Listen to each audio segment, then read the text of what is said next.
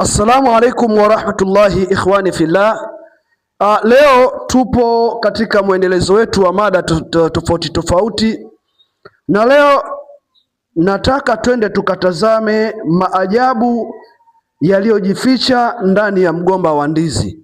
Ndugu zanguni, tunapozungumzia mgomba wa ndizi, maana yake ni kwenda kutazama faida inayotokana katika mgomba wa ndizi. Wewe inawezekana hujui faida inayopatikana katika mgomba wa ndizi. Kwa hiyo leo nataka nikupeleke tukatazame namna ambavyo mgomba wa ndizi unaweza ukatoa maajabu katika maisha ya mwanadamu, lakini sio maajabu, pamoja na kumtibia katika baadhi ya maradhi ambayo yalikuwa ni magumu mno. Kwa hiyo ni siri mojawapo ambayo nataka kwenda kukupa biidhnillahi subhanahu wa ta'ala. Ndugu zanguni, tunakwenda kutazama maajabu yaliyopo kwenye mgomba wa ndizi.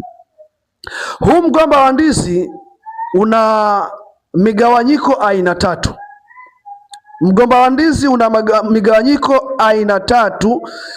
Aina ya kwanza ni kuleta afya, lakini aina ya pili ni madhara, na aina ya tatu ni madhara pia.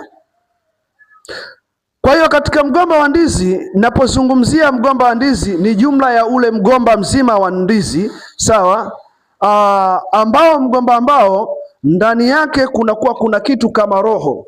Watu wengi wanaita kile kitu cha katikati ndiyo roho ya mgomba wa ndizi. Na ninaposema mgomba wa ndizi, maana yake ni yale magamba ambayo yaliyozunguka ule mgomba, au ni yale magome ambayo yaliyozunguka ule mgomba wa ndizi.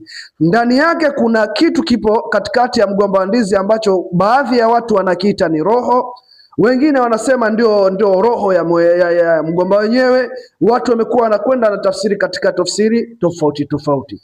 Lakini pia kuna majani ya mgomba wa ndizi, sawa, na yenyewe pia yana faida ya kipekee yake. Lakini alikadhalika katika mgomba wa ndizi kuna mfano wa mkonga huwa unatoka katikati ya mgomba wa ndizi, ambao mkonga huo unakuwa umeambatana na ile roho ambayo inatoka katikati ya mgomba wa ndizi.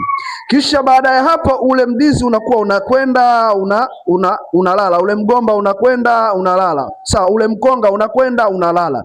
Baada ya kulala, kuna kitu ambacho kinakwenda kuota mbele ya ule mgomba, ambacho baadhi ya watu wanasema ndiyo mtoto au ndiyo kitoto cha ndizi. Kwa hiyo ndugu zanguni, leo nataka twende tukaangalie faida na